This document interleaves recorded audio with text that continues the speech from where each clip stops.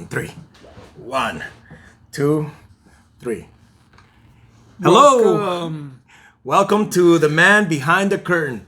I'm your host and my co-host, Jose, or host, co-host, doesn't matter. We're both hosting this show. We're all together like Jose and Alex. Today we're going to talk about George Floyd and the BLM. Hashtag Black Lives Matter. Why was it a good thing or why was it a bad thing? Was it right? Was it wrong? What happened during this whole time? And to kick it off, Jose is just going to tell you what he feels about this whole George Floyd incident and how the Black Lives Movement reacted to it. Okay, I got a little bit of a confrontation with myself when I wanted to talk about this because yes, we look at the footage and we do see him dying in police custody with the knee on the neck.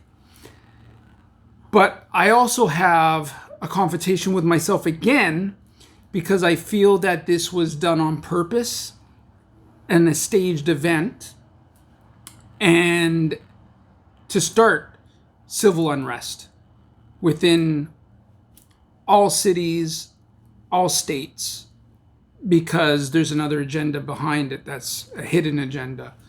I won't get into that right now. We'll leave that for another segment. Yeah, I totally agree with you on that, if I may say something. It obviously seemed that it was provoked in order to cause a commotion. And I mean, it comes down to the individual that instigated the, can I say the abuse, the assault, you can see it in his eyes, you can see in his actions that he purposely wanted to put his knee on this guy's neck, on George Floyd's neck. And the thing is, too, George Floyd kept on saying several times, I will get in the police squad car.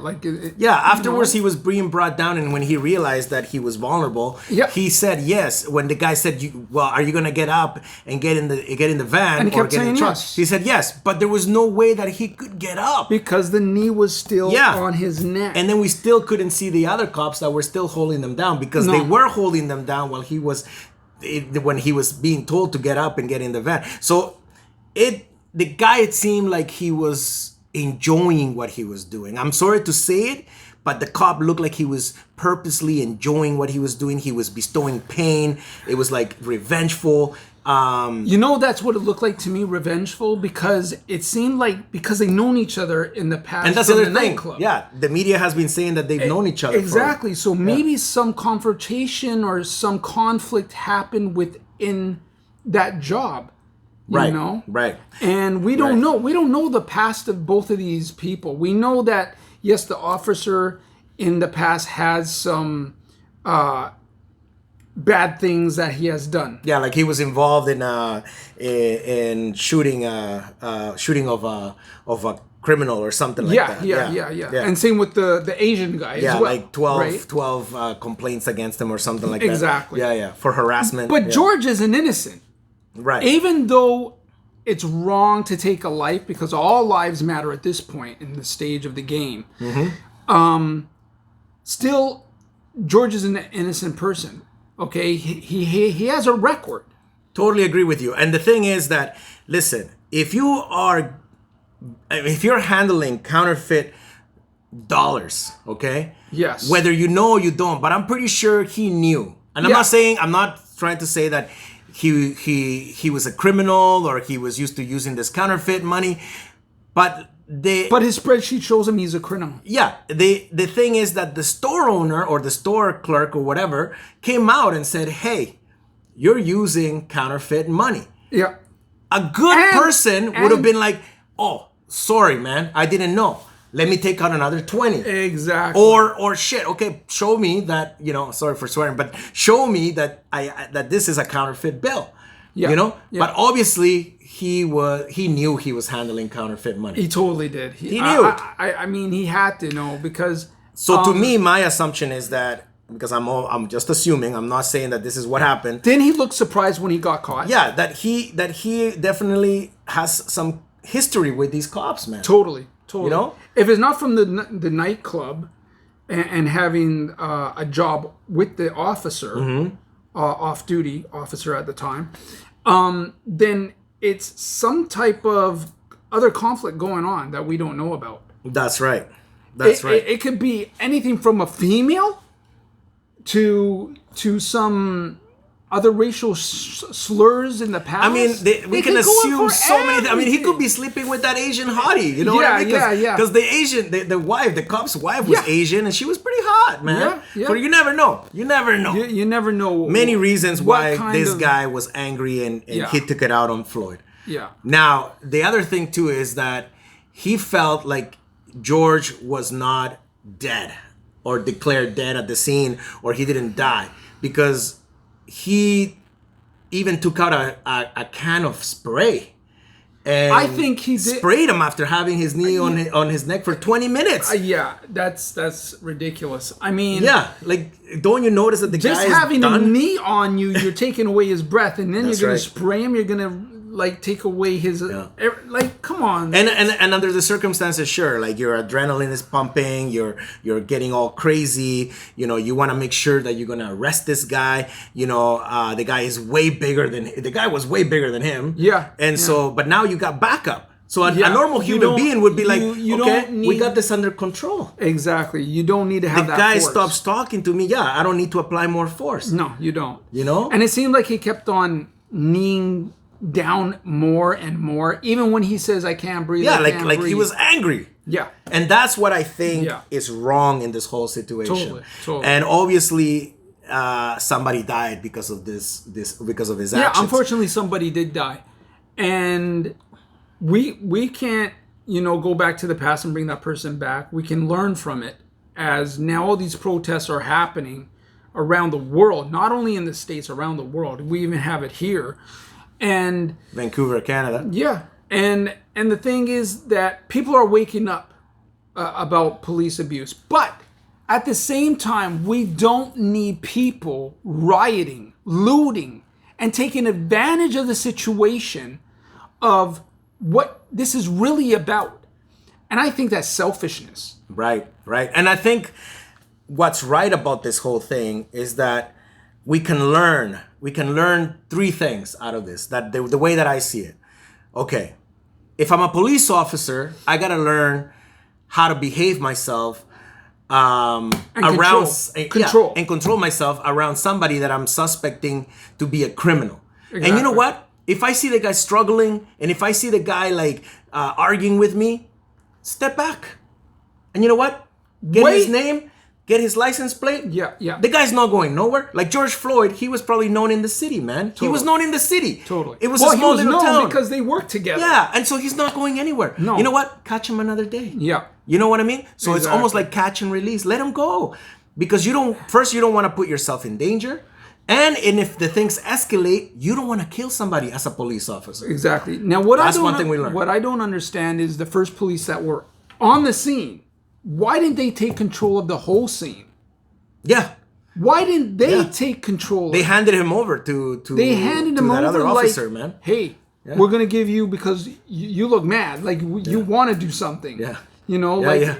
The other, clearly, the Alexander and the other guy, they had the other police officers that were there in the beginning. They had it under control, man. Yeah, and the only thing is that Floyd didn't want to get in the truck because he said that he was claustrophobic, like he didn't want to get in, which was a defense mechanism not to get in. And who knows? He could have been high.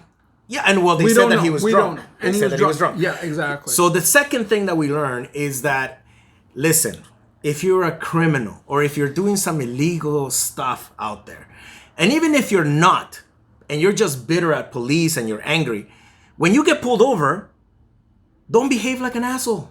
Oh, totally. Like, I see all these videos I mean? out there that they just go off all of a sudden for nothing. Yeah, you don't have to. And people also, I'm not going to put down my window. Of course you're going to get your window smashed, dummy. Mm-hmm. Like, and I get it. As soon as you're put in that situation, because I'm going to be honest with you, bro. I used to be like that. When I was young, man, I would get pulled over because I was Latino, bro. And have a nice car. Yeah, and I had a nice car. Yeah, and exactly. maybe back in the day, I used to drive my buddy's beat up car, but there was like 4 of us, and we just get pulled over because we were teenagers, because we were young. And I used to get mad at cops, man. I used to be like, "Why are you pulling me over?" Blah blah blah. It's And then they're like, "Oh, stereotyping. you're talking back to me," but you know what? I learned. The day that these cops pulled guns on me, right in North Van, I was like, smart about it. I was like, these guys have guns. You have to be. I'm holding a bag of cookies. What am I gonna do with a bag of cookies, man? Yeah. I'm not gonna throw cookies at them. And it's not gonna stop a bullet. It's not gonna stop a bullet. So I was like, all right, I'll throw the bag of cookies down, and I put my hands, and now I'm gonna listen. So I learned you just have to comply. At that moment, they are the law. It's also about composure. Yeah. On their side and our side. Definitely. There's cops out there that spaz for no reason. Oh, totally. Oh my God. Oh man, I got pulled over for man. I made a left turn on a place that you can only do a left turn, and I put on my signals. But as soon as I went into the intersection, my signals came off. And then the cop that was standing on the corner. Oh, standing. Okay. Yeah, on the corner was like, "Oh, you didn't put on your signals." And I'm like, "Well, first of all, officer, I don't need to." "Well, who says you don't need to?" "Well, there's only one way that I can turn." Like, come on. He's like, "Oh, you think you're right? He started spazzing like the Tasmanian devil. And I was like, okay, clearly this guy is a geek, right? Yeah. So he wants to get his quota. Yeah. And I'm like, okay, so what's going on? He's like, "Well, I'm not going to give you a ticket for the phone that you have right there." And I'm like, "My phone?" I go, "I'm charging it." He's like, "No, it's supposed to be in your glove compartment." So he was looking for excuses. He was fishing. Because cops always fish.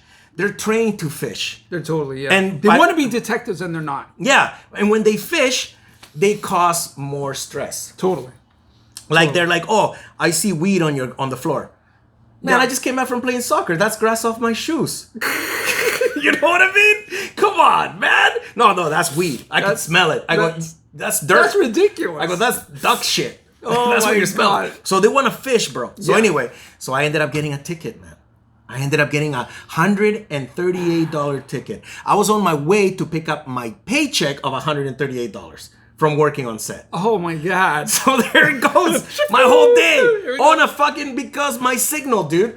And the cop was just being an asshole, and he gave me a ticket. Now, if I would have fought it, in the moment I would have spazzed, and I was under desperation, bro, and I really needed $138 to feed my children, to feed my wife. Obviously, I'm gonna fight that to the death, bro. Yeah. I get that. Just like this guy, $20 counterfeit, man. Is it worth it? At the end of the day, But what did he buy with the worth it. $20? He bought cigarettes. There you go. Those expensive cigarettes. That shit would kill him anyway in the future. Exactly. But anyway, joking aside. All joking aside, the last thing that we should learn from all of this is what Vancouver is doing, man. What we're doing here, because now we have a Vancouver Black Lives Matter movement, and we have a charity now that we can donate. But what I didn't like about what they did was they stopped traffic that was trying to turn and have their own day. You know what I mean? Right. And you can't stop civilians. They're not cops. Yeah. Why are you stopping civilians when you're really against the police? And this is about the police and that's one thing too. It's not that I just don't get it. It's you, and that's the other thing. Like, we should learn that we are going to protest in a peaceful manner. Yeah, you know, exactly. And we're not, and the people that are out there are not saying, "Hey, we hate every police officer." You know, we hate every police officer. There are good cops out there. There's good cops out there. We're just making our point on the bad cops, on the bad apples. Yeah, you know what I mean? Yeah. But that doesn't mean that you can get out there and riot and destroy. You know, it makes no sense. That And you know what? all, y'all. If you see people doing it, stop them from doing it. But see, that's what they were doing. Yeah. Right? In the States, they were doing that. That's where it went wrong. And then there was also here in Vancouver, which I saw because it was filmed, Dennis Dash, I think his name was. Mm-hmm. And he does what we do, podcasts and stuff like that. And some girl, I think it was from Atifa, am I correct? Yeah, Atifa, yeah. Yeah, Atifa. Yeah. And I believe that they just pointed him out of nowhere, saying he was a racist and this and that. And he isn't. He isn't a racist. I seen his podcast. He didn't talk about no white supremacy or anything else. So I'm glad the police stepped in and stopped the confrontation.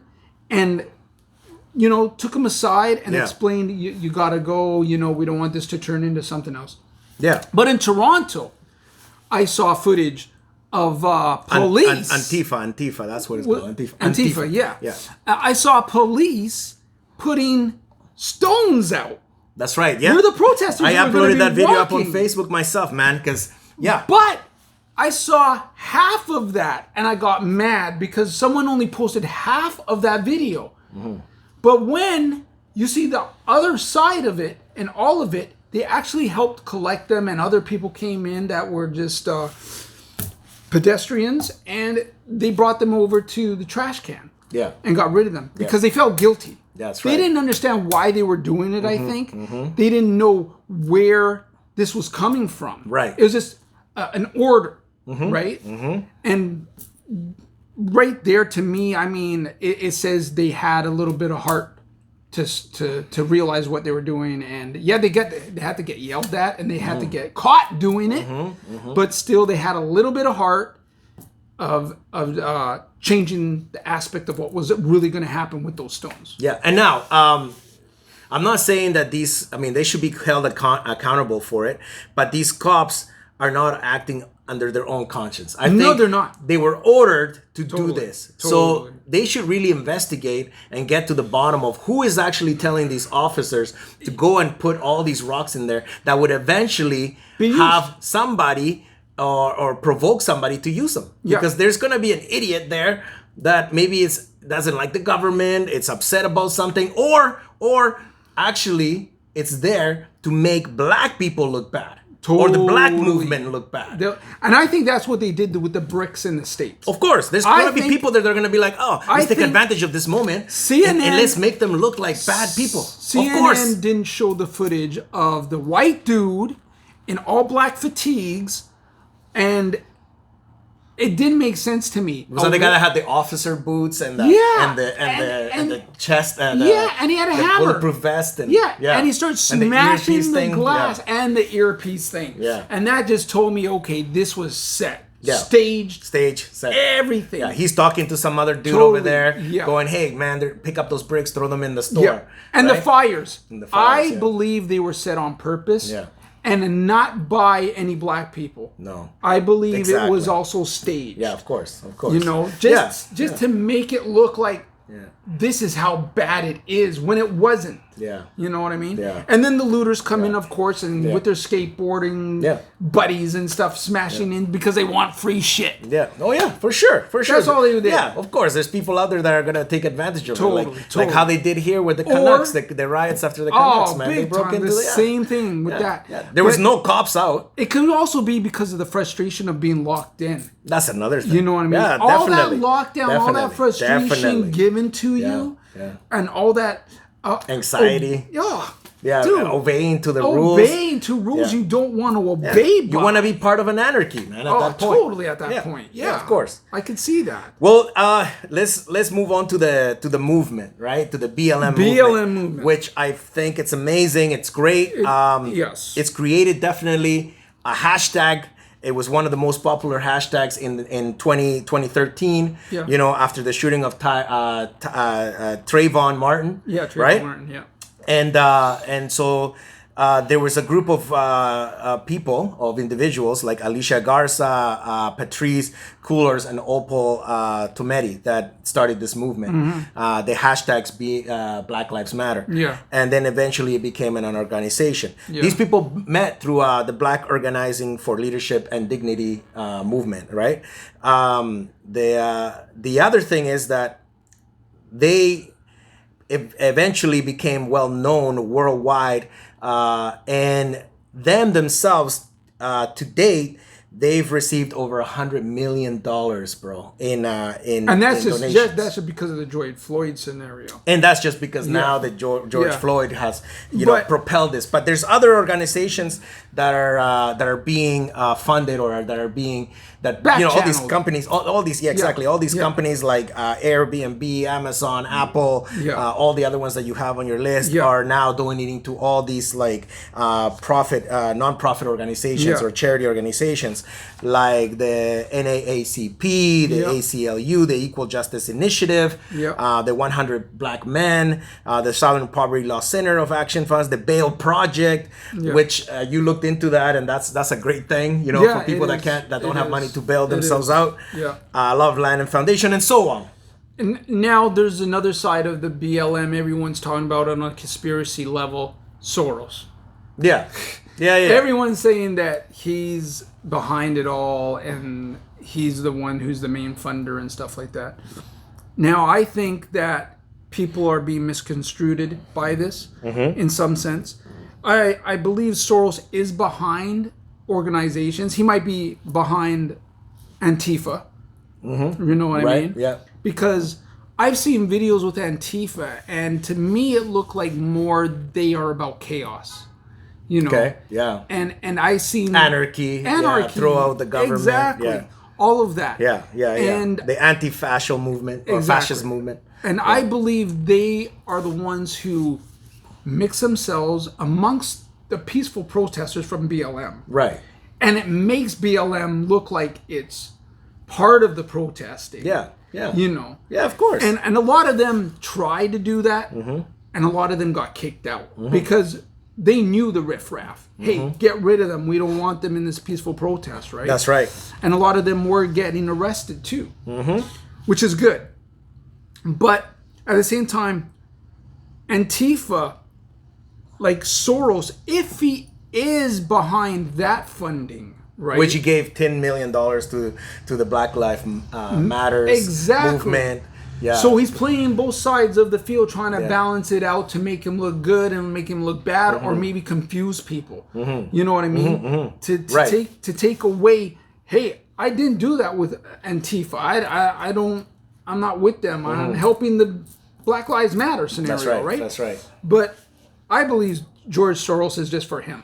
Whatever's going to make him money, whatever's going to protect him and his assets, he's going to go with. You know what I mean? So, and also the money that they donate, it's a write-off at the end of the day. Totally. It's a write-off. And not only that, but it's no secret that some of these billionaires, they open up charity companies in order that literally belong to them, right?